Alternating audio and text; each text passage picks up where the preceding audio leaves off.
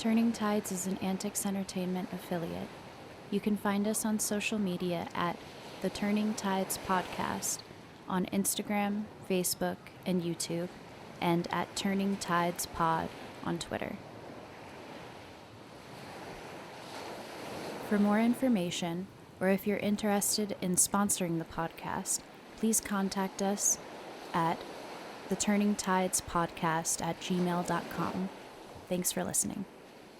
Warning, this episode of Turning Tides contains depictions of war, murder, violence, rape, slavery, sexual assault, torture, and child abuse. Grim death may laugh with satanic joy at the awful scenes now enacted in Paraguay. The scythe cannot sweep off at a stroke all the hapless victims on Paraguayan soil. And as if the horrors of relentless war were insufficient, revengeful despotism is called to play on a poor, harmless people, whose only crime is innocence, whose only offense is fidelity. Who can read of the awful sufferings of this unfortunate people without a pang? Good God, has it come to this, that in the middle of the 19th century, a whole people must be exterminated to dethrone one man? Is all our civilization but a hollow farce, that the last drop of Paraguayan blood must be shed before either party cries, "Hold, enough"? George Thompson, The War in Paraguay. As a new year dawned on the conflict which had already consumed the lives of tens of thousands, many asked themselves what new trials would have to be overcome in order to survive the war. On the Allied side, it was simply a matter of time before they overcame the Paraguayans to their front, but this did not mean it was easy. In fact, with the war inching further into Paraguay, resistance intensified in a major way. Besides fighting off the enemy and their continuous raids, the Allies had a much deadlier antagonist working its way up the river. Asiatic cholera was by far the most devastating epidemic faced by the men at the front on either side. It killed tens of thousands, usually within a time span of 48 hours. The disease likely mutated in the Bay of Bengal and moved to Russia by land, where it took the lives of 1 million people.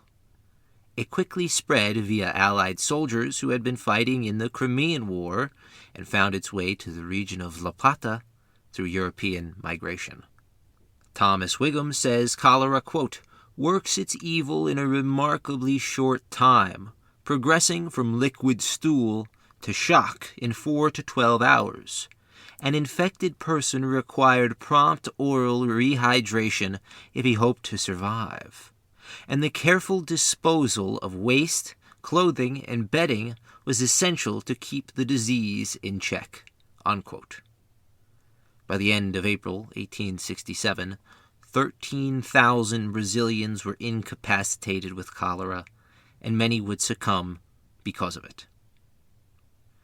The main impediment Allied medical teams faced was the poor hygiene of many of the recruits, who could not grasp modern medical ideas like the fact that there were dangerous microbes which were present in the water and mate they drank. To make matters worse, alcohol was, for some reason, prescribed as a cure for the disease, and this likely complicated recovery efforts even further. Allied commanders attempted to cover up the intensity of the disease, even forbidding newspapers and soldiers from mentioning the word cholera. The authorities could not hide the truth for long, and soon the population of Corrientes was threatening to burn down the Brazilian hospital rather than risk infection from the afflicted inside it. The pandemic subsided in May, largely due to the introduction of modern nursing techniques and the implementation of a strident hygiene policy. As the disease was quelled amongst the Allied ranks, it began to ravage the Paraguayan camp. They were already suffering from gastrointestinal issues as well as malnutrition, so the symptoms of the disease were especially severe amongst these troops. Almost the entire army fell ill. President Lopez was no exception, although he was affected by a less intense strain. In one thirst-filled rampage, Lopez attempted to drink unboiled water. An orderly rushed to the president's side and slapped the jug out of his hand before he could drink it. Juan Cristomo Centurion praised the orderly for his personal courage in physically confronting Lopez, but sadly states that had the president drank the tainted water and died, peace would have reigned across the countries now at war, and hundreds of thousands would not have had to suffer and die. Regardless, his bout with cholera made Lopez even more paranoid than usual. He began making enemies out of his friends and seeing conspiracies where none existed. It was a worrying sign of things to come. The worst of the pandemic subsided amongst the armed forces of Paraguay, but it moved on to the rest of the civilian population, killing many, including Lopez's 1-year-old son. On the Allied side, Cassier instituted several initiatives and reforms which were intended to correct the sorry state of the men's hygiene and equipment, as well as correct the strained supply situation at the front. He imported several thousand breech-loading and repeating rifles from America and began equipping his men at the front with these armaments. Overall, the Allied armies remained in their bases, controlling only a paltry amount of Paraguayan real estate. In Paraguay, the country was mobilizing like never before. There remained a handful of isolated, well-off ranches to the north, but on the whole, the country was bereft of resources. Domingo Francisco Sanchez, Paraguay's vice president, was at the forefront of mobilizing and organizing Paraguayan civil society for the war. He would demand foodstuffs and supplies from each community. These were collected by the state, and those who were unable to meet the quota were harshly judged and criticized, and in some cases arrested and shot. The women in Paraguay became the main force of production behind the lines, while also serving as nurses at fortresses like Humaita. In many cases, production quotas were met. However, this was due to the great sacrifice of women and children, as they experienced starvation in order to send great quantities of supplies to the front. In some rare instances, Sanchez sent money and food to these women, but it was not nearly enough to keep them all alive. Many began dying of disease, which was able to spread rapidly due to the sorry and malnourished state in which the women already existed. Additionally, the grain harvested would linger for weeks on end, waiting for transport to the front. By the time it reached the men, it was usually infested with grain weevils, which desperate soldiers would eat as a source of protein. Throughout the first half of 1867, the war front was quiet. The men inside Humaita were improving their positions daily and expanding the formidable works of the Sevastopol of South America. Artillery bombardment by the Allies happened frequently, but met with little success. They inflicted almost no damage on Humaita and would only succeed in inflicting casualties if they scored direct hits. The Paraguayans took to openly chastising the poor marksmanship of the Allies. They would mockingly play a small trumpet called the turututu whenever they came under Allied fire. The Paraguayans also took to playing guitar and coming up with songs in their native Guarani language to mock the Allied troops still further. Although most areas were quiet, the Paraguayan-occupied Mato Grosso was still engulfed in war. Thomas L. Whigham said of the Brazilian attempt to retake this vast province, quote, "This was not the expected and wholly rational second front that should have developed through the Misiones and Encarnacion," unquote. This northern campaign was set into motion at the request of the Brazilian Emperor Pedro, who considered the occupation of any Brazilian territory an affront to him personally. The campaign was documented by one of its combatants, Alfredo de Ascagnole Taunay. Needless to say, it was a war of privation, fear, violence, and death. The campaign was beset by issues from the beginning, and the 3,000 poorly equipped volunteers and militia of Brazil were in no way prepared for such a dangerous foray into hostile territory. The man in charge was Manuel Pedro Drago, and his column was attacked not by the enemy, but by smallpox, which contributed to numerous desertions. Men kept deserting, and Drago was forced to place several in a makeshift prison as a warning to the others. However, it did almost nothing to prevent daily escapes from active service on an uncertain front. To make matters worse for the unhappy band of Brazilians, hundreds of women and camp followers came with the men and could not be dissuaded from departing. This put a strain on resources which was already dwindling. By the time they had entered Mato Grosso, the column had lost 1,000 men to disease and desertion. During these early days of the campaign, not a single enemy was seen, but there were millions of mosquitoes with which to contend. As the Pantanal rose, supplies became even more scarce, and hunger and constant agitation defined the soldiers' daily lives. Drago was replaced, but his replacement soon died of disease. Carlos de Moraes Camisao was put in charge after this. He was ordered to capture the rest of Mato Grosso and ordered his men to cut across northern Paraguay to capture Concepcion. The men advanced deeper into what seemed like a never-ending series of forests, rivers, and lagoons. They still had not encountered the enemy, but the Paraguayans knew where they were. The Paraguayans left a tanned cowhide nailed to the tree of the abandoned village of Bella Vista. It read, quote, "Advance, Baldy, fool of a general who comes in search of his sepulchre. The Brazilians think to be in Concepcion before the holidays, but our men are waiting for them with bayonets and lead," unquote. Camisao's men were hungry and fearful of what was to come. They had heard a rumor that there were vast stores of supplies in a place called Laguna. Arriving in early May of 1867, the group found Laguna relatively vacant, but some animals were brought in from the woods, satiating the Brazilian troops. Upon leaving the town, they met stiff Paraguayan resistance. While they were attempting to see off the infantry to their front, the Brazilians were struck in the rear by Paraguayan cavalry. They retreated in a hurry, but the Paraguayans would not let them escape unharassed. For the next week, the two forces had a running fight back the way the Brazilians had come. To make matters worse, cholera was now ripping through the Brazilian troops. Hundreds were abandoned by Camisao. He eventually died of the disease himself. The men still alive were forced to eat roots from the ground and unboiled palmetto hearts.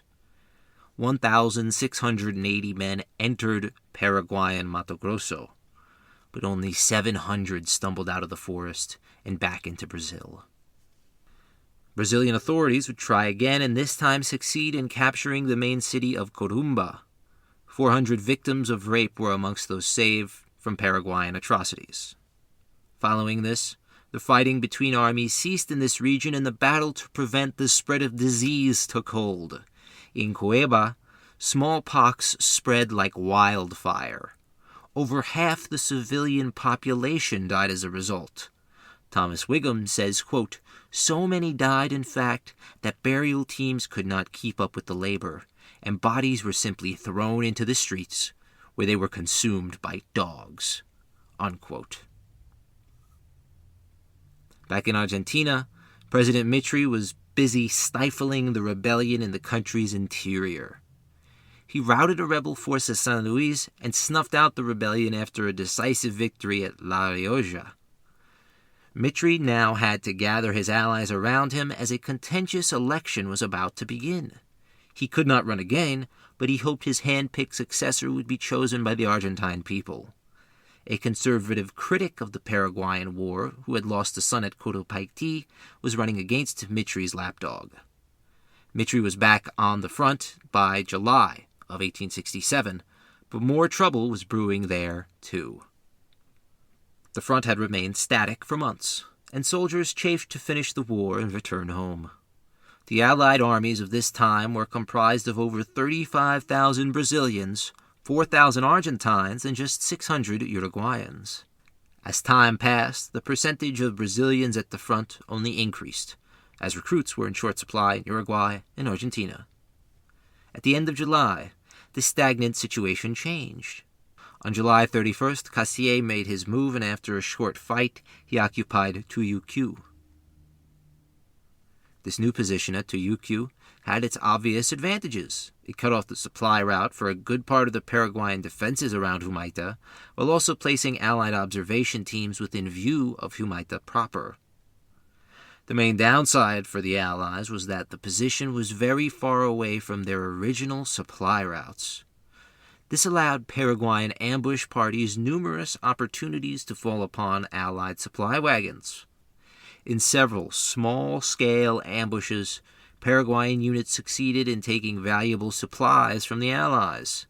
However, these raided supplies could not fix the situation inside the fort, which was beginning to degrade even further. On the river, Admiral Ignacio and his flotilla attempted to cross the defenses around Curupaiti. This was largely successful and resulted in the loss of 0 ships, but several dozen dead. This boosted Allied morale, and it was hoped Humaita's defenses would be the next obstacle surmounted by the Brazilian Navy. However, the Navy remained an obstinate and largely useless entity in the war. Their bombardments were often futile and only served to provide the Paraguayans with extra ammunition with which to use against the Allies.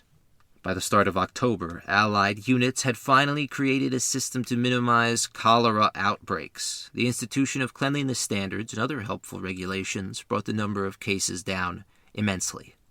The same is not true for the starving Paraguayans inside Humaita. Hundreds were dying a day, and Lopez was acting more and more irrational as well. In one engagement in which several Paraguayans deserted to the enemy, he had the unit's officers flogged or shot in front of the men, and then had the unit entirely dissolved. Its officers who survived were all demoted to privates. Besides this example, other Paraguayan units proved that they were still a threat when confronted by reckless enemies. On September 20th, they forced back a unit of Brazilians from Pilar, and on September 24th, they ambushed a cavalry force in the swamps. Another major engagement occurred at Parucu, where 2 forces of enemy cavalry numbering in the thousands confronted one another in a desperate, confused fight. Both sides retreated from the field, leaving hundreds dead on both sides. At Tataiba, the Allies planned an ambush of their own to make up for the drubbings they had recently received. Around a flat expanse for which the battle is named, the Allies sent out a single regiment as bait, and they successfully lured the Paraguayans into their trap. Outnumbered 5-1, the Paraguayans under Colonel Bernardino Caballero fought ferociously to escape from the snare into which they had charged. Thomas Whigham says, quote, "In earlier encounters, Paraguayan steadfastness often caused the Allies to balk. Not this time," unquote. The Allies held firm and pushed their foes from every angle. For over an hour, the Paraguayans fought tooth and nail out of their encirclement, eventually prying themselves free at the cost of over 400 dead. The Allies were moving in for the kill, and capturing Tayi would effectively encircle the meager garrison still residing inside Humaita. After storming the defenses of Potrero Ovea, Tayi was easily captured. All that remained was for the Navy to steam past the Paraguayan defenses, then the fortress's fall would be all but assured. The Paraguayans still had several things going for them. They had access to an invaluable and highly effective spy network, as well as the ability to operate their forces along interior defensive lines. Paraguayan agents, disguised as Allied laborers and workers, passed on information relating to Allied troop dispersal, movement, and strength. This information allowed Lopez the ability to reinforce vulnerable points, and the inner lines Paraguay monopolized meant those forces would arrive quickly. Lopez came to learn that supplies were leaving Tuyuti on a regular basis.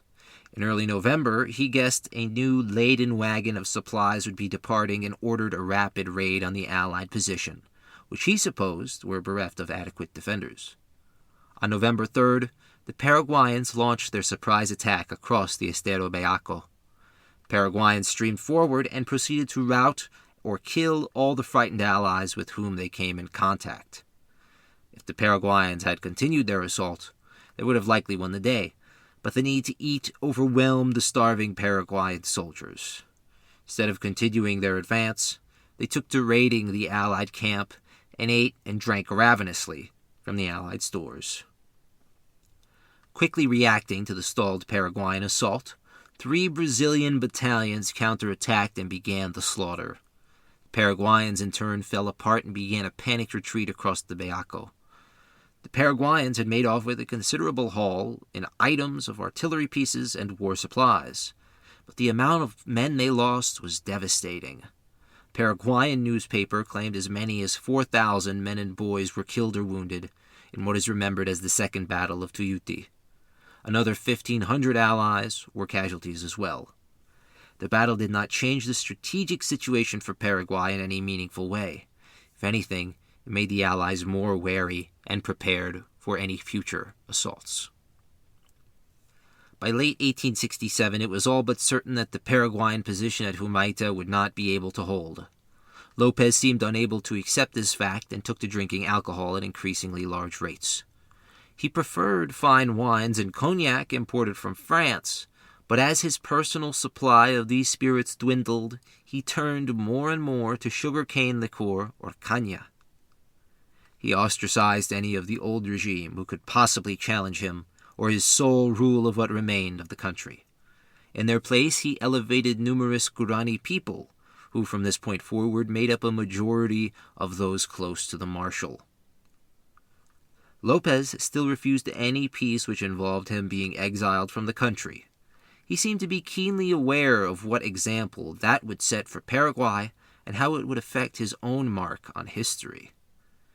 The men he put in power below him all feared for their lives and did whatever Lopez asked of them. Of all the people of whom he was wary, Lopez was most afraid of his siblings usurping his place. He kept his 2 brothers close and let his 2 sisters fight amongst each other, but he always assumed they were plotting together to usurp his position. Besides a successful Paraguayan raid against the Allies at Pasapoy, 1867 ended in a relative stalemate at the front. However, another rebellion of Argentines in Santa Fe caused President Mitre to return home once more, and this time he would officially hand over command to Cassier. To make matters worse for the Argentine leader, his vice president passed away while in office. For all intents and purposes, the rest of the war was fought by few Allied soldiers besides those who were of Brazilian origin. Almost immediately, the Allied position improved. Some argue that Cassier purposefully held off on offensive operations in the hopes of getting Mitre out of the way. This remains debatable, and considering the administrative reforms Cassier initiated, as well as the preliminary movements to surround Humaita, it seems unlikely. Regardless, one of the most important maneuvers of the war began in mid-February.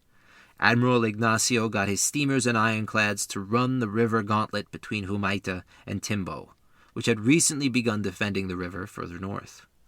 If successful, the Allies would be able to claim complete control of the Paraguayan River, gaining the ability to transport resources and men behind the Paraguayan lines. For 40 minutes, perhaps 150 artillery pieces pounded away at each other both by ship and on land. The passage was difficult. Thomas Whigham says, quote, "The balls flew to pieces on the plates of the ironclads. At one point, the Bahia lost its way and collided with the Tamandare and Para. The Para took on water, but none of the other vessels were seriously damaged," unquote. It was a stunning success, but one which would only prove helpful if the Allies could finally capture the elusive fortress of Humaita. Back in Uruguay, President Flores was attempting to rig elections in his party's favor. This failed and was largely condemned by the few remaining Colorados, as well as dissident Blancos. On February 15, 1868, Flores resigned, following a failed coup launched by his 2 sons. In the wake of this failed coup, the Blancos stormed the government buildings of Montevideo. The small uprising was smothered relatively easily, with its leader falling into government hands. Flores was out on the streets attempting to meet with supporters. His transport was held up on the way, and several armed men approached him. Thomas Whigham says they, quote, ran their daggers through his body with the ease of professional killers, unquote. His assassins were never found, but the government blamed the rebel leader and shot him, burying him in a pauper's grave. Back on the front, a land battle which coincided with the naval running of the batteries began at Establecimiento. In a pointless diversion, over 1,200 Brazilians were killed or maimed, alongside 150 Paraguayans. While this was a positive for Paraguay, Lopez was distraught at the Brazilian Navy's ability to easily bypass his carefully prepared defenses. He declared martial law throughout the country and ordered a new temporary capital be set up around Luque, further inland. Vice President Sanchez also needed to evacuate the entirety of the population in the capital of Asunción. Lopez's two brothers, Benigno and Venancio, were dispatched to oversee the evacuation. They held panic meetings all throughout late February, during which Benigno implied that the vice president should be ready for whatever orders he gave, even if it included peace with the Allies. Instead of landing troops, the Allied Navy was content to shell the city from the bay of the river. The shelling did little damage, and had the Allies wanted to, they could have captured Asunción with a handful of men, but they refused to overextend themselves. Lopez, as well as the garrison of Humaita, were at the end of their ropes. He felt one last desperate attempt at gaining the upper hand was needed. He dispatched canoes against ironclads, and unsurprisingly, the ironclads won. In several brazen raids on Allied ships, the Paraguayans were decimated. On March 3rd, Lopez departed Humaita, leaving a small garrison behind and demanding they fight to the end. His retreat was precarious and wound through the rough country of the Chaco region, which was home to small-scale fighting during this war. Lopez hoped that the defenses of Humaita could be recreated in another place, further inland, which would be harder to flank. They chose a spot called Fortin and began to entrench. Around San Fernando, Lopez set up the central organs of his command structure. Cassier was busy attempting to destroy the final holdouts inside Humaita. For the next several months, Cassier and the Allies pushed on Paraguayan positions and closed the proverbial fist around Humaita.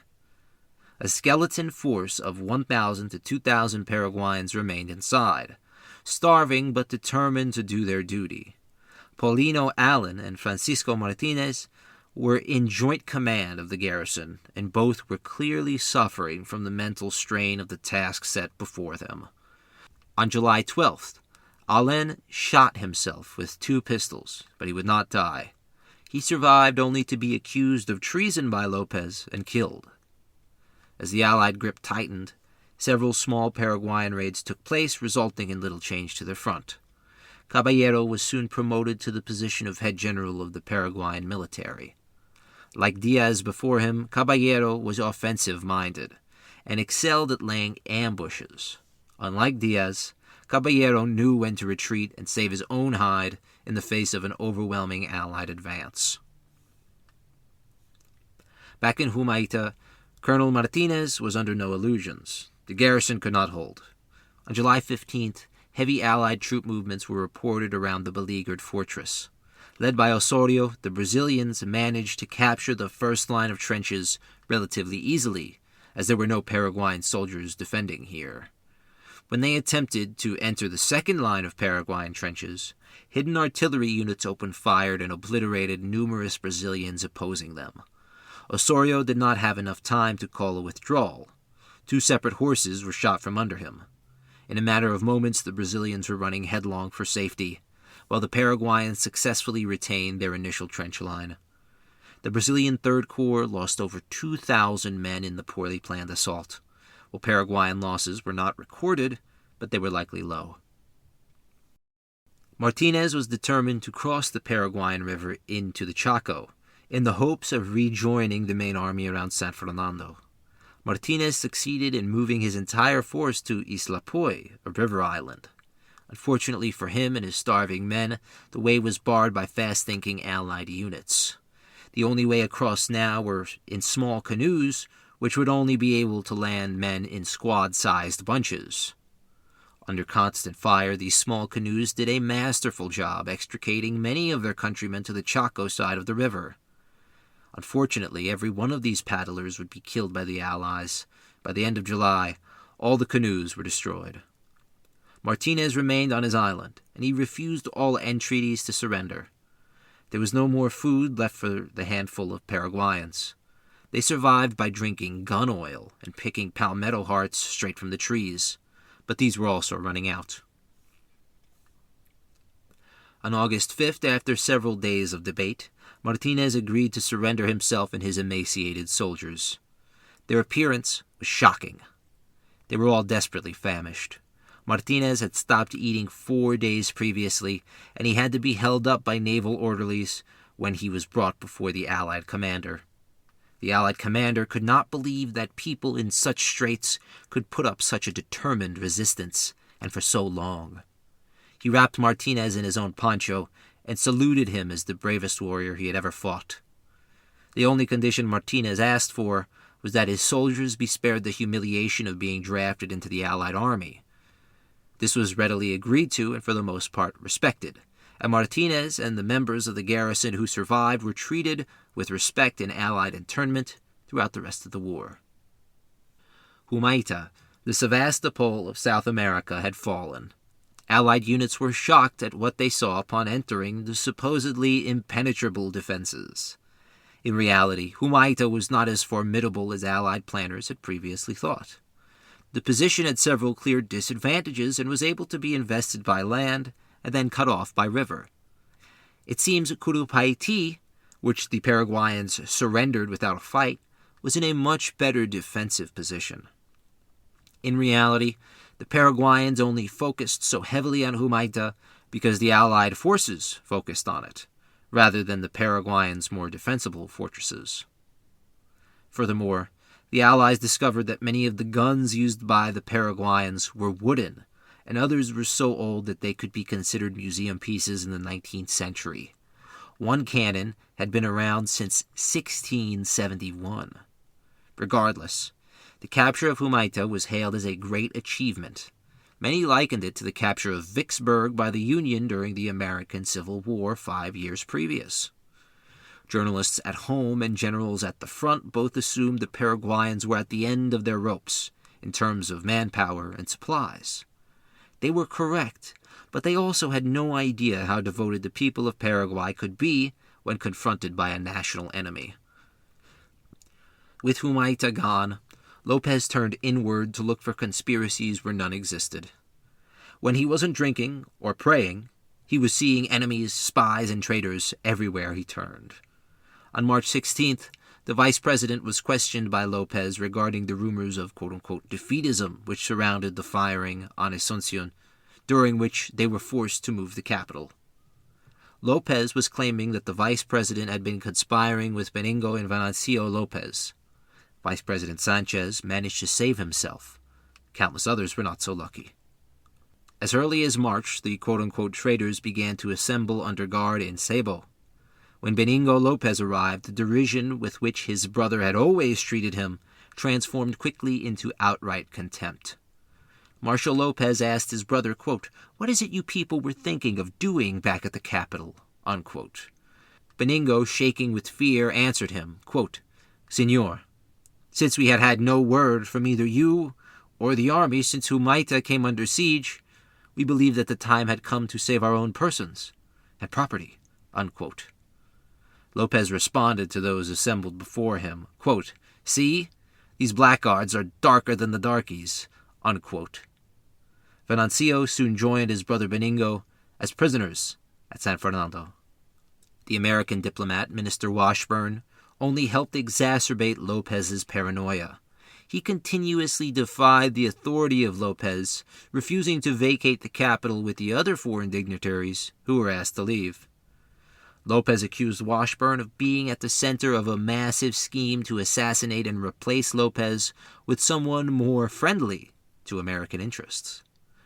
Considering all the quote-unquote evidence gathered by the regime was extricated through torture, any collusion between Washburn and Benigno and any other conspirators remains doubtful.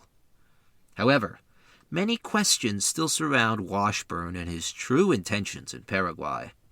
His own wife claimed there was such a scheme afoot, but this was also admitted under immense stress during their extrication from the country months later. If it is true that the U.S. ambassador to Asunción was in the middle of a vast conspiracy, it would mark the first, but definitely not the last time, the United States would try to impose its own will upon a South American country's government. Lopez believed completely that the conspiracy was real, and on August 2nd he invoked the Law of the Indies, which allowed for two-man tribunals to adjudicate and sentence suspected traitors to torture, hard labor, or execution. The purge swept up anyone close to Lopez who failed to grovel adequately. His two sisters, his ministers, his in-laws, and even his mother were all accused and tried under the tribunals of blood. Colonel Martinez, who had suffered alongside his men when Humaita fell, was accused of conspiring as well. Lopez could not torture and shoot Martinez, but his wife was still living in Paraguay, so she was held accountable for the quote-unquote traitorous deeds of her husband. Her saga of suffering was horrific. How exactly was it that this mood of hatred and derision was allowed to fester and overwhelm what remained of the Paraguayan nation? Thomas Whigham explains it perfectly, quote, "People who turn their back on reality are soon set straight by the criticism and mockery of those around them. At San Fernando, no such corrective existed for functionaries who had already learned the price of dissension." Unquote. To get their evidence, torture was commonly used by judges who, prior to the war, were doctors, teachers, liberals, and even men of the cloth. The most common form of abuse was physical violence inflicted by a guard who was almost always a teenager. Whips, cudgels, and fists fell on those who did not, quote-unquote, answer sufficiently. Heavy irons were thrown on the legs of prisoners. This forced them to crawl on the floor. Then there was the cuadro estrecado, in which naked prisoners had their limbs stretched to the ends of cannon by cords and leather straps. The sun did the rest of the work, baking the skin of the accused and offering little relief. The most notorious method of torture was the cepo uruguayana. Thomas Whigham says, quote, "The victim was forced face down onto the ground with their hands lashed tightly behind him. His knees were then raised and bound to the neck with leather straps, after which the soldiers loaded heavy muskets, one after the other, upon the victim's back. The procedure slowly dislocated the shoulders, tore the muscles along the rib cage, and rendered one or both of the arms useless." Unquote. This torture was used on Juliana Insfran, wife of Colonel Martinez. Under each bout of torture, she was unable to give the information her inquisitors demanded. She was not a part of any military conspiracy and knew nothing of such matters. She implored her torturers to show her mercy and repeated each time that she knew nothing about any conspiracy, nor her husband's potential involvement in one. She suffered the cepo on 6 separate occasions before she was shot by firing squad. Besides the wives of surrendered officers, Lopez targeted the administrators of his government. Many pre-war elites fell in the face of this purge. Foreigners were also targeted, and several notable émigrés from abroad were shot after being accused of espionage. In total, 500 people, almost all of them innocent of any crime, were killed by zealous prosecutors who understood they would be accused next if they did not kill a sufficient number of fellow Paraguayans. These tribunals did not stop with a single batch of traitors. In the far corners of Paraguay, spies and informers called out any dissent and any hint of defeatism they could smell. Like in George Orwell's 1984, the best informants were children, who, while being victimized by the regime, were also the main arbiters of Lopez's sixth sense of justice. The Allies would capture San Fernando on August 26th. At this point, they came upon the remnants of one of these tribunals. One observer noted, quote, "Close by, we found an immense ditch piled high with corpses, blackened with decay, all naked, some young, some old, all bearing horrible wounds from lances, bullets, and knives. They had slashed throats that swarmed with blue bottles, which are flies, and chests torn open, with remnants of intestines that the buzzards had already worked through. There were many such ditches near an orange grove, all left uncovered, and each one decorated with a pole driven through a mouth or a throat, and bearing the warning, 'Traitors to the fatherland,'" unquote. Lopez was forced to abandon San Fernando in the wake of the Allied advance, and he ordered his British engineer, George Thompson, to reconnoiter a suitable defensive position further inland. Thompson found what he was looking for in a position around the mouth of the Piquisserie River in the town of Angostura. The position was defended by Lake Yapao, Paraguay's largest lake. It was able to be supplied by a sizable rural population who had hitherto been spared the ravages of immediate war. This was about to change. In a bewildering move, Allied forces halted and gave Lopez and his men the time they needed to erect these new defenses. The Paraguayan army counted no more than 12,000 men at this point, and only a few horses remained in all of Paraguay, so cavalry was incredibly scarce. Mato Grosso was evacuated entirely, and all manpower went to either Lopez or Thompson, while a handful of Paraguayans remained in constant small-scale combat with Allied units around the Misiones province. From here on out, the war became a conflict defined by small units and hit-and-run tactics. The Paraguayans tried to make up for what they lacked in manpower and equipment with lightning strikes, and the Allies had to adapt themselves to this new style of fighting. The new president of Argentina, Domingo Faustino Sarmiento, had run on the platform that he was against the war. However, he had won by only a small margin, so he needed to maintain an outward show of support for the alliance. He hoped the conflict would end soon with the capture of Asunción. Argentina had extensive land claims in the Chaco region, which he hoped to fulfill as compensation for the thousands dead, amongst whom was his own son. The country had enough problems without the war in Paraguay. Indigenous people in Patagonia were raiding Argentine colonies. This uprising went largely unchecked by the central authorities in Buenos Aires, who had their hands tied up with another uprising in Corrientes. At the front, the two sides encountered one another at Surubay. Allied cavalry outnumbered the Paraguayans by almost 3,000 men, but the strategically placed elite guard of Lopez, the A Caveira, routed the Brazilians to their front and managed to retreat in good order. The Allies were mainly concerned with constructing a road through the merciless Chaco region in order to flank the carefully prepared position at Angostura. On December 5, 1868, vanguard units consisting of Argentine and Brazilian troops crossed the Paraguay River unopposed. This began a decisive series of battles remembered by Brazilian historians as the Desembrada campaign.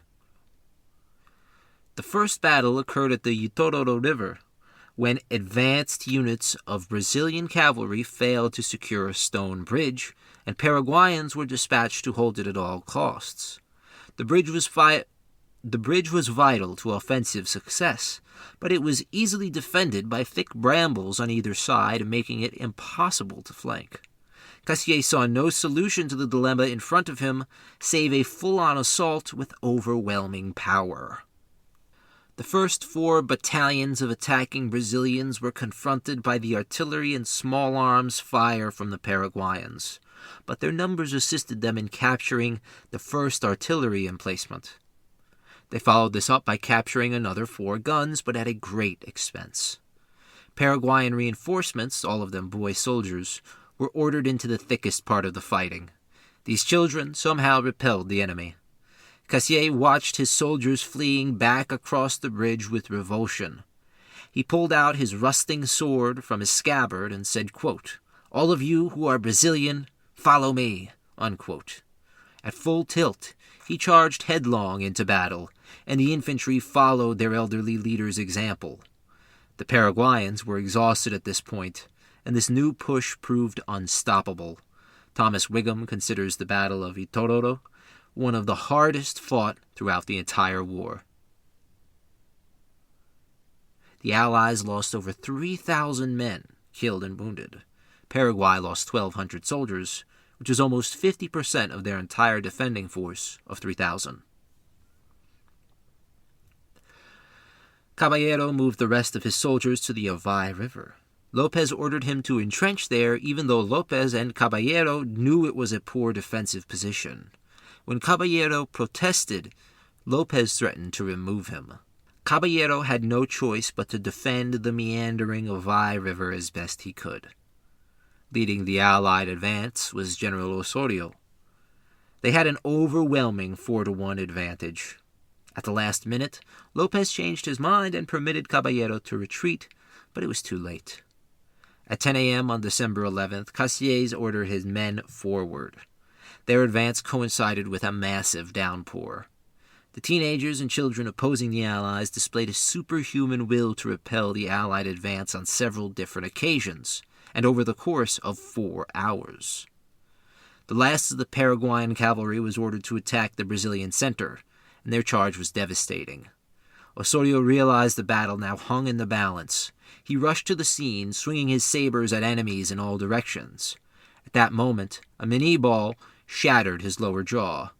Despite the grievous pain and the pleas of his aides, Osorio gestured with all his might to return to the front. As this was still not enough, Cassier once more unsheathed his sword and led his men personally against the beleaguered Paraguayans. Thomas Whigham says Caballero was haunted from the scenes of Avai for the rest of his life, writing, quote, "His little army fell to pieces, first in the front, then along the edges," unquote. As the 4th hour of combat began, the downpour which accompanied the battle began to subside, giving way to a blood-red sky.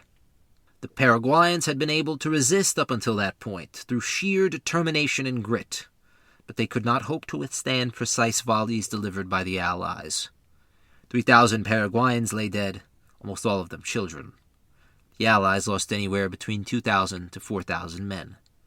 In terms of violence and lives lost, this battle rivaled Curupaiti. On December 21st, the Allies fell in Itayabate from the rear. They attacked and kept attacking until 700 Paraguayans lay dead. By 6 p.m., Cassier was pushing on Lopez's headquarters. Somehow, the boy soldiers held in the face of numerous attacks and maintained their grip into the night. Lopez was safe and sound, miles away in the forest. Losses were horrible. 4,000 Brazilians and as many as 8,000 Paraguayans lay dead and dying around Itayabate. The next 5 days were defined by constant fighting. On December 22nd, Allied units attacked, headed by the Argentine contingent at the front. They effectively split the Paraguayan position between George Thompson's position at Angostura and Lopez's position. The army was absolutely crippled by the past few weeks of fighting. Around Lopez were no more than 1,600 soldiers. On Christmas Eve, Cassier sent a letter to Lopez in the form of an ultimatum. Cassier called on Lopez to end the fighting and accept Allied terms. Lopez responded, quote, "Your Excellencies have informed me that you know my resources, and imply that I know your preponderance in numbers and supplies, and your facilities for limitless reinforcement. I have no such knowledge, but I have learned from 4 years of fighting that the vast superiority of which you speak had never been sufficient to break the spirit of the Paraguayan soldier, who fights with the self-denial of a devoted citizen and Christian, who prefers to see his country reduced to one vast tomb than permit her dishonor. Neither have you any right to charge me before the country that I have defended. I do defend her now, and I will defend her always. She has imposed this as a duty upon me, and I will perform it religiously to the end. For the rest, history will judge, and I owe no account save to God. And if blood has yet to flow, he will not fail to affix the blame where it properly belongs. I am still even now disposed to treat for an honorable termination of the war, but I will not listen to the word surrender." Unquote. On December 28th, the Allies charged forward across the hills at Lomas Valentinas. 16,000 men made up this attack force, and it proved an unbreakable wave which shattered Paraguayan defenses. Lopez galloped his horse away from danger the moment the fighting began. One captured Paraguayan was asked about Lopez's location. The soldier replied that he did not know and said that Lopez was, quote, "a son of a bitch and a coward," unquote. Paraguayan resistance coalesced around Caballero, who was holding atop a nearby hill. Passing a flask to his exhausted and starved troops, Caballero asked if they had any strength left for one last charge. All seemed resigned to the last-ditch stratagem, until Ramona Martinez grabbed a cutlass and urged the men forward. Her example was followed, and some of the last defenders of Paraguay charged impetuously downhill, providing enough time for Caballero and a handful of men to escape the way Lopez had fled. During this time, the Allies did not attack the army position in Angostura. George Thompson was more or less in the dark about Lopez and his whereabouts. He had only 800 able-bodied men under his command against 20,000 Allies. There was no hope of reinforcement or assistance from the rest of the Paraguayan army. Thompson sought the opinion of his men, who all opted for surrender save for one lieutenant who fled through the swamps to Lopez's new position to report on this treachery. As 1868 gave way to 1869, the Allies had one prime objective in mind. They were hoping to capture Asuncion, and in doing so, end the war. They failed to appreciate, even now, the devotion and reverence Lopez elicited from his countrymen. If the Allies had went after Lopez, as opposed to capturing Asuncion, the war would have ended much quicker, but Cassiès was suffering physically from the exertions of the past year, and he wanted more than anything to capture Asuncion, declare victory, and then depart for Brazil, leaving any cleanup operations to an underling. Lopez and the survivors from Lomas Valentinas regrouped and made a new defensive bastion in the central mountain, with Lopez's HQ located in Azcura. On the first day of 1869, Allied units began disembarking in Asuncion. Unfortunately for them, it was a ghost town. As more Allied units streamed into the city, Cassiès unilaterally declared victory and an end to the war, saying, quote, "It was not impossible to achieve the impossible. We did it," unquote. Following this, he left for Rio, where he rested. Back in Asuncion, the Allied occupation became the Allied plunder of the capital. Boarded-up homes were broken into and ransacked. Government offices were pilfered, and returning refugees were abused sexually and exploited financially. Following Avai, Allied units received condemnation from outside observers when upwards of 300 Paraguayan women were raped by the Allies.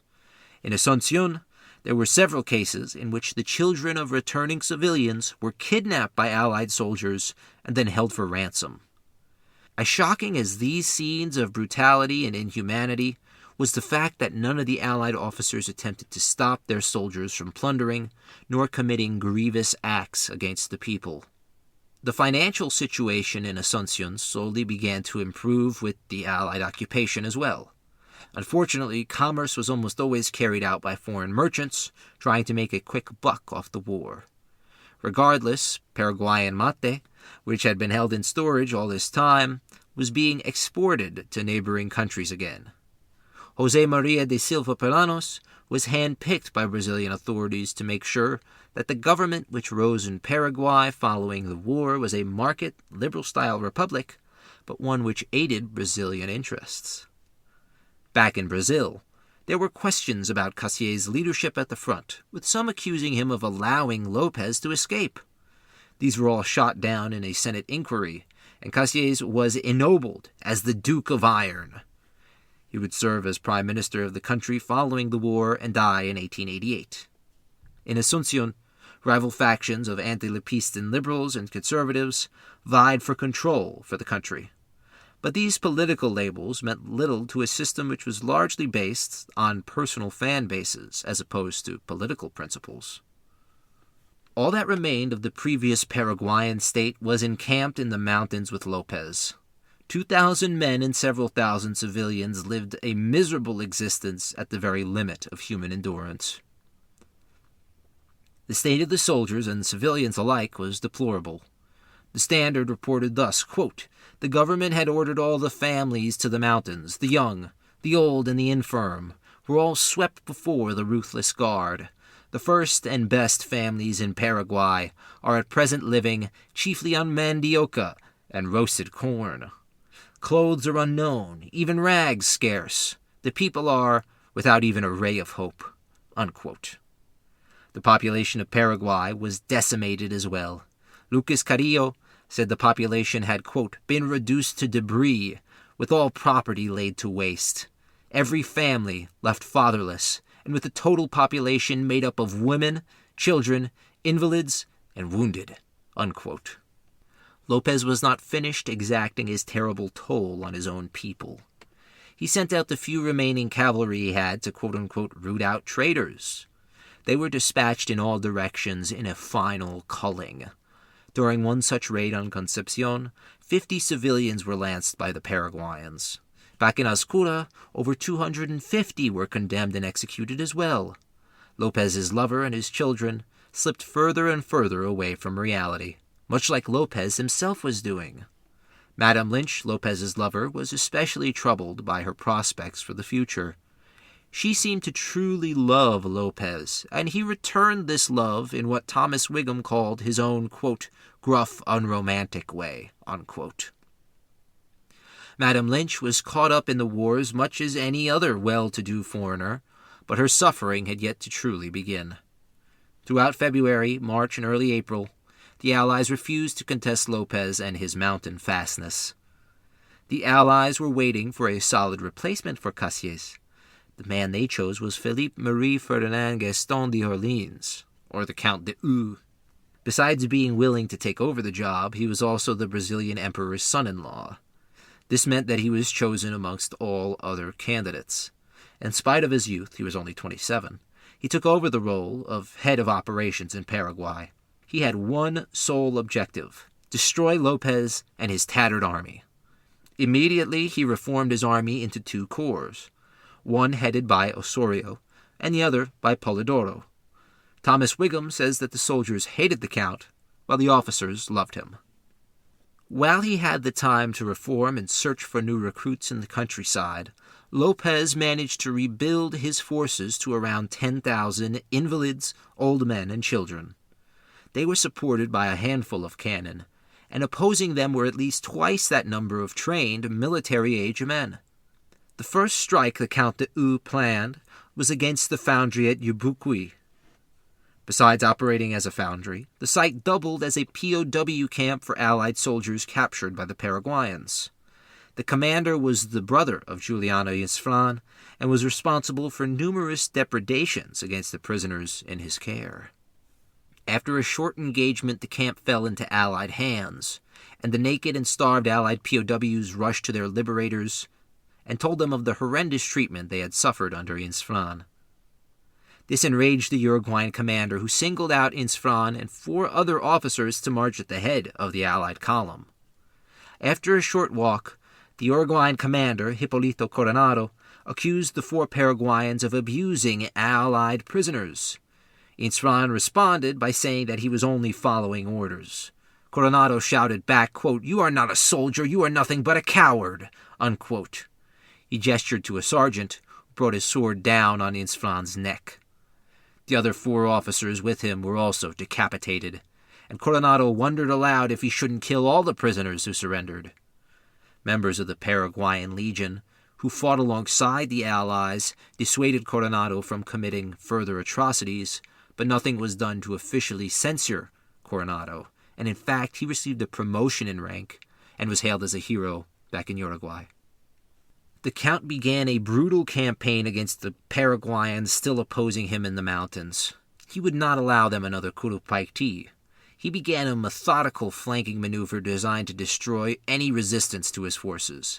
At Tupipaita, Allied forces overwhelmed and killed 500 Paraguayans. At Sapucay, a small force was likewise overwhelmed by Allied units.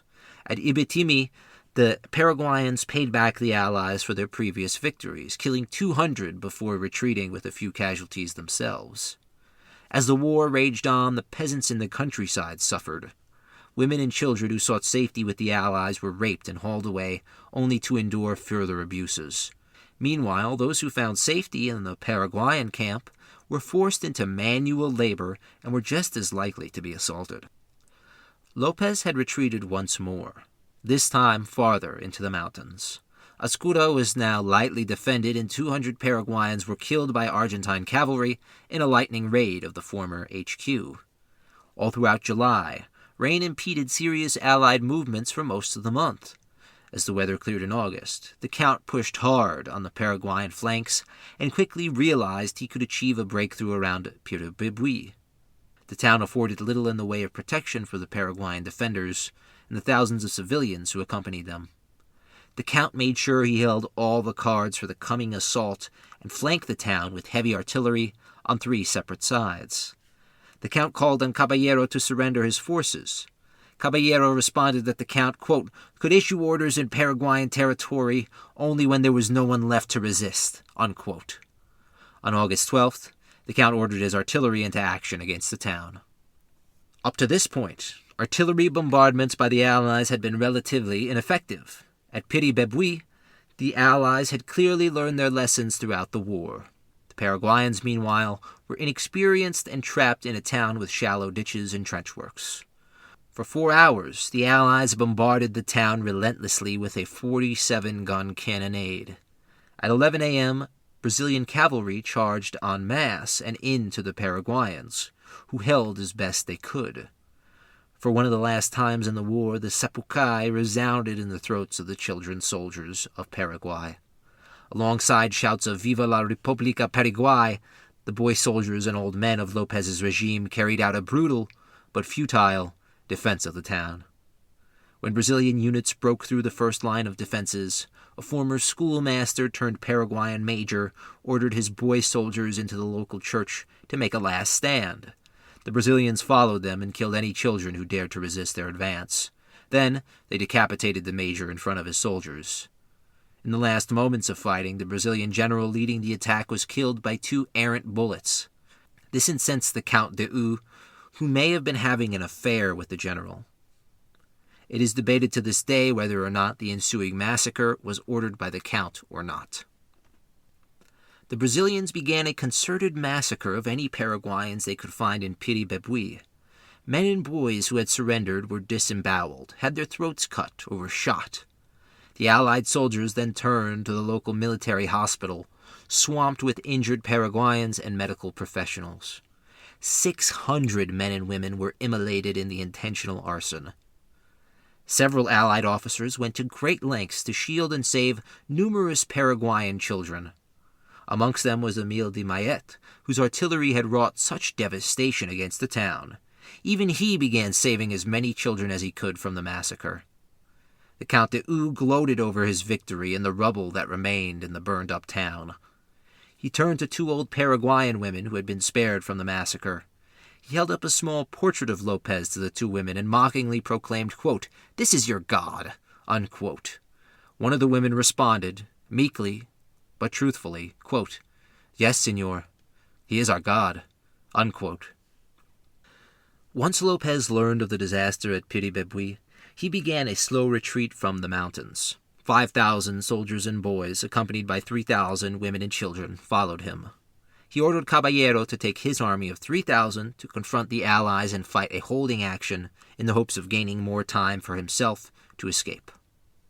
The battle which ensued is remembered by a variety of names: Nu Gaozu, Campo Grande, Acasta Nu, or simply the Battle of the Children. It was the last major engagement of the war, and was the closest either side came to a total victory. Caballero adorned false beards onto the faces of his 10-year-old soldiers, and hoped they would be able to cut down 10 Brazilians for every one Paraguayan. On August 16, 1869, the battle began and lasted all morning.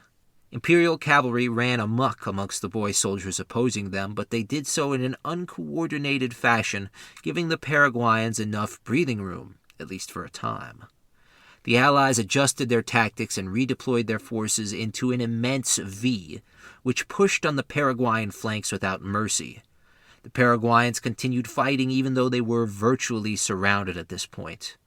Having run out of ammunition for their cannon, they began shoving rocks and shards of glass down their cannon barrels as a means of firing grape shot. The Allied soldiers forced the boy soldiers of Paraguay back across a nearby creek. At this moment, the Count de U rode into the maelstrom, urging his men to destroy the Paraguayans once and for all. The Paraguayans fixed bayonets to meet this new assault, but they were overwhelmed. 2,000 children lay dead on the field, still clutching the ancient blunderbusses and arquebusiers with which they were equipped. Others were still alive, and they begged for water, but they were usually shot and lanced by the Brazilian soldiers. For 3 days, this slaughter continued. Thomas Whigham concludes, quote, "The Paraguayans had been undone by the obvious fact that where well-fed and well-trained men had failed, children could never succeed."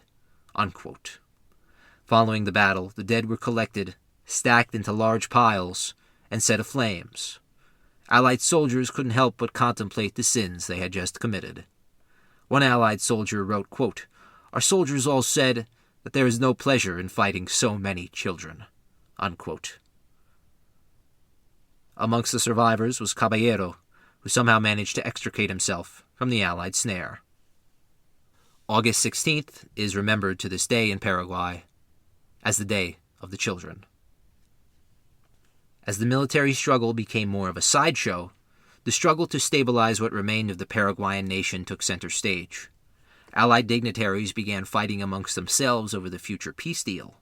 Some Argentines were arguing that Paraguay belonged to Buenos Aires, while Brazil maintained that Paraguay should remain independent and be forced to pay the Allies back. The provisional government of Paraguay met for a grand assembly at the National Theater. It was clear from the outset that this new government would be beset by problems, ranging from rebuilding the economy to repopulating the nation. The one issue on which this new provisional government could agree was that Lopez was now persona non grata. Besides this, many also agreed that Paraguay existed as little more than a Brazilian dependent and would remain as such for the foreseeable future, or at least until they paid off their vast debt to the Allies. Back on the war front, Lopez and the last of his soldiers attempted to hold around Caraguatay, a remote village in the country's interior. Lopez's navy, or what remained of it, isolated itself in a lake, and upon realizing they would not be escaping, scuttled their boats. In reality, the Paraguayan navy had been a non-factor since 1865. Allies overwhelmed and massacred a force of Paraguayans at Caguiyuru and pursued those who survived to Santani, where Lopez and Caballero escaped once more, but 500 Paraguayans would not. The Count de U was certain that the end was near, and he continued his pursuit even though it meant his supplies were now in dire straits. Lopez had enough breathing room in his isolated headquarters at San Estanislao to uncover a new quote-unquote plot against his regime. He singled out 86 enlisted men and officers and had them executed as traitors. One lieutenant was accused of defeatism and flogged to death in front of Lopez. Before passing out, he said, quote, "Never forget, sir, that there is a God whom we all must face on the day of judgment, and even your excellency may soon have to account for this act of injustice." Unquote. This final condemnation filled Lopez with fear, and he slunk away from the scene of the murder to pray for several hours. The women still following the army were routinely violated, and those with young children were so famished that they were unable to produce milk to feed them. They were divided into those whose families had been loyal to Lopez and those who had been accused of treachery. Tellingly, many of the women who were a part of this latter group were Lopez's former lovers. Falling back once more, Lopez was now well and truly in the middle of nowhere, and the residents of these interior districts were as distrustful of the Lopistan government as they were of the Allies. Lopez decreed that no Paraguayans should remain alive behind the army's retreat, and he sent out raiding parties to kill Allied soldiers and Paraguayan civilians alike. The boy soldiers tasked with this turned their gruesome assignments into games. The Brazilians were always on the heels of the Lopistan army, of which only a few thousand remained. Lopez maintained his iron grip and took special pleasure in torturing his two sisters and mother, even having them whipped before the men and officers whenever the caravan stopped for a moment. Another woman especially targeted by the marshal was Pancha Garamendia. She had denied Lopez's advances on numerous occasions prior to the war and was now held prisoner because of it. One who especially hated Pancha was Madame Lynch, who hated any woman that Lopez found attractive, but especially despised any woman who refused his sexual advances. Pancha was a shrunken and hollowed-out woman by 1869, as she had been ravaged by disease whilst under imprisonment. However, Lopez still showed interest in her, even inviting her to dinner with him and Madame Lynch. Lopez finally became convinced that she was a part of a plot to poison him. She was executed by lance blows. In this state of depravity and suspicion, it's little wonder that more and more Paraguayans were deserting to the Allied side.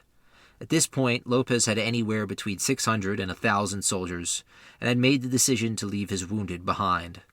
He kept marching until he reached Cerro Cora. Once there, his men were essentially marooned by enemies on all sides. Lopez seemed keenly aware that the end was near. He rallied his men to his side and said, quote, "You who have followed me from the beginning know that I, your chief, am ready to die together with the last of you on the final field of battle. That moment is nigh. You must know that the victor is the man who dies for a beautiful cause, not the one who remains alive at the scene of combat. We will all be reproached by the generation that emerges from this disaster, the generation that will take defeat into its soul like a poison. But generations to come will do us justice, acclaiming the grandeur of our immolation. I shall be mocked more than you. I will be the outcast of God and man, and buried beneath a mountain of ignominy. But I will rise from the well of slander, to rise even higher in the eyes of our countrymen, and at length become that which our history had always meant me to be." Unquote. On March 1st, 1870, Brazilian cavalry charged into the remnants of Lopez's army. Lopez, for the first time in the war, stood his ground and rallied his men around the meager defenses they had constructed. 400 Paraguayans tried to meet the Allied advance, to no avail. Brazilian cavalry charged and turned up Paraguayan flanks, scattering all who resisted. In the chaos, Lopez's mother turned to her son and begged for his assistance, crying, quote, "Save me, Pancho," unquote. To which Lopez called out, quote, "Trust to your sex, madame," unquote, and left the battle.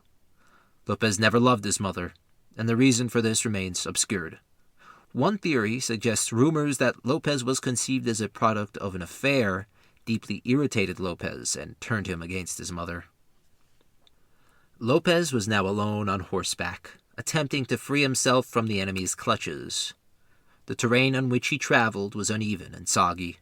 As a result, his horse fell, causing Lopez to tumble to the ground at the same moment as Brazilian cavalry approached. Thomas Whigham relates what happened next. Quote, 6 enemy cavalrymen galloped up from the near distance, ordering him to cast down his sword, and in response, he cursed them as darkies and damned them for profaning the soil of Paraguay. Unquote. In response, José Francisco Lecerda lunged forward and dug his lance deep into Lopez's abdomen. Lopez winced in pain, fell to the floor, and was unable to get back up. Before lapsing into unconsciousness and then death, he summoned up the last of his strength and shouted, quote, "Muero con mi patria!" I die with my country. Unquote. The Brazilians went through the rest of the camp and butchered numerous Paraguayans who refused to accept that Lopez had just died. Amongst them was Vice President Sanchez, who died fighting in front of his tent. Brazilian cavalry then caught up with Madame Lynch and her 2 children, one of whom was recently elevated to colonel. Confronted by Brazilian cavalry, they demanded that Lopez's children and his lover surrender. Panchito, Lopez's first son, refused. He went for his sidearm and cried, quote, "A Paraguayan colonel never surrenders," unquote. Before he could fire, his body was run through by Brazilian lances. Seeing her first son die, Madame Lynch rushed out of the wagon and begged them to stop, saying, quote, "I'm an Englishwoman, respect me," unquote. The 11-year-old Felix then came out of the wagon as well and begged for mercy, saying, quote, "Don't kill me, I'm a foreigner, the son of an Englishwoman," unquote. Young Felix was also run through and killed. Madame Lynch had just lost 2 sons in a matter of moments, and she was forced to join countless other women in Paraguay who were now in a state of perpetual mourning.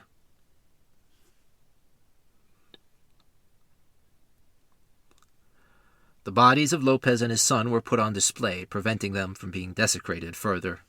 Every Allied soldier wanted to see their bodies, and a large procession of onlookers were present for hours. Their bodies were buried at the battle site and marked by 2 crudely constructed wooden crosses. In a final disgrace to the Paraguayans who had been made prisoners, they were forced to march over the final resting place of the former president and his first child.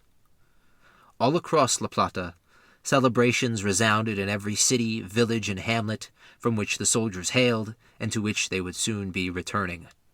One of the last to surrender was Caballero and his bedraggled survivors from the Battle of the Children. He surrendered, and his soldiers were not massacred. This was not the case with other Paraguayan forces, who still held out following the death of Lopez. The War of the Triple Alliance, or the Paraguayan War, was finally and truly over. The number of losses on either side are debated heavily. The Allies are generally agreed to have lost at least 100,000 dead, with estimates ranging as high as 200,000. Of these, most were Brazilian, with Argentine losses listed at about 30,000 military and civilian deaths. Uruguay lost as many as 10,000 dead. Paraguayan losses are hotly debated, with some so-called high counters considering the death tally to be as high as 1 million. This is an impossibly high number, but many agree that at least 20% of the entire population of Paraguay was wiped out. This equates to at least 200,000 people. Thomas Whigham considers it likely that as many as 60 to 70% of the males inhabiting Paraguay died from fighting, disease, or starvation. Comparatively, Poland lost about 20% of its population during World War II. Thomas Whigham also asserts that those who ascribe impossibly high death tolls to the war find themselves in a group filled with ultranationalists and fringe thinkers who almost always lean to the far right of the political spectrum. He states that the people who subscribe to this belief assert that 99% of the male population was extinguished exclusively through fighting. The war had serious ramifications for the Allied nations as well. In Argentina, the meteoric rise of the liberals under Mitre was stopped in its tracks, with Mitre becoming synonymous for the war and all the poor choices made therein. However, Brazil's preoccupation with rebuilding Paraguay gave Argentina the space it needed to expand their power in Patagonia and give more political strength to the military. Argentina turned more and more to European migration in order to lessen the presence of the Creole class which formerly ruled the country. This gave way to a largely Italian, but also German and English, immigrant population. In Brazil, the empire was changed forever. The war proved that nobility and honorific titles were nothing more than hogwash, perpetuated by traffickers to maintain their place at the top of Brazilian society. Cassius helped this along by instituting a meritocracy when he was in charge of the Brazilian forces in Paraguay. This brought about the elevation of countless quote-unquote low-born Brazilians to positions of power. And it ennobled that entire generation of Brazilian military men to assert their rights.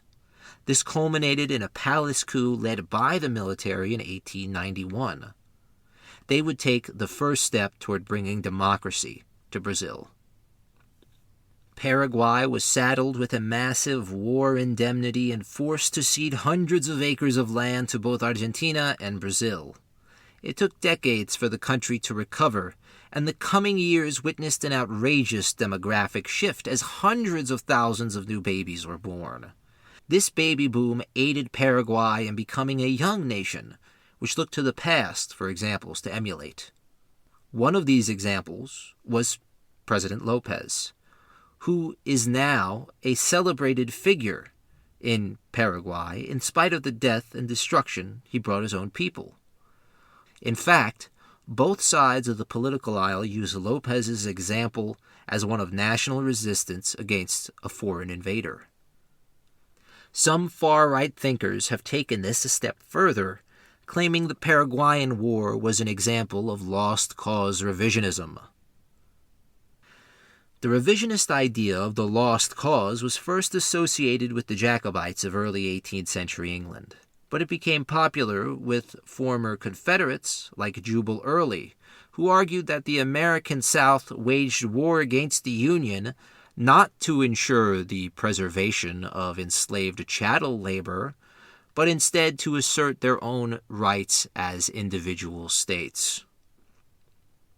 In the same way, some Paraguayans have attempted to frame the War of the Triple Alliance as one which was solely defensive in nature and involved the Paraguayans fighting off an entirely genocidal enemy.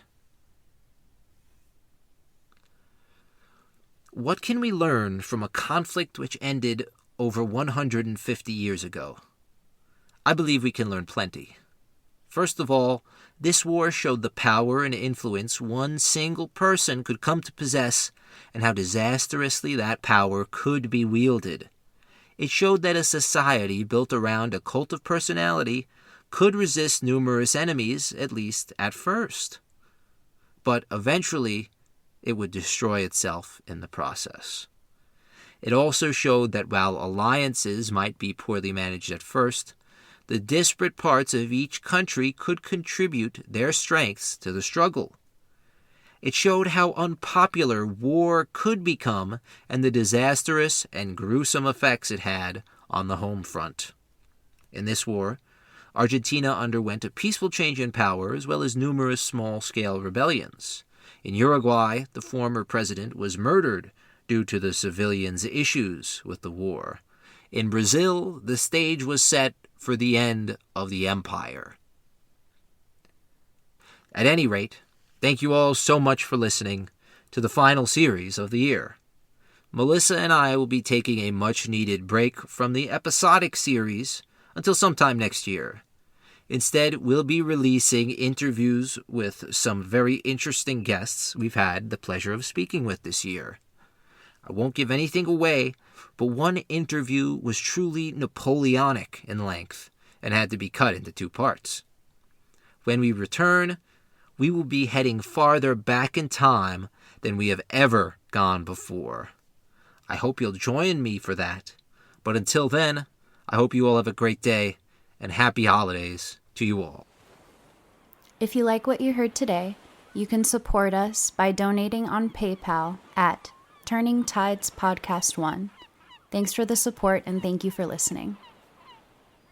If you like what you've heard, we'd really appreciate it if you take the time to rate and review Turning Tides on whatever platform you use to listen, and share the show on social media. It really helps us to bring the show to more listeners. Thank you guys so much. Thank you to everyone for listening. We'd also like to say thank you to Movo Photo. We use their sound equipment for this podcast, as well as all of our other projects at AntiKs Entertainment. They make great equipment at great prices, and we really appreciate that they make content creating so accessible for indie creators like us. Check them out on social media at Movo Photo, MOVOPHOTO. Thank you again.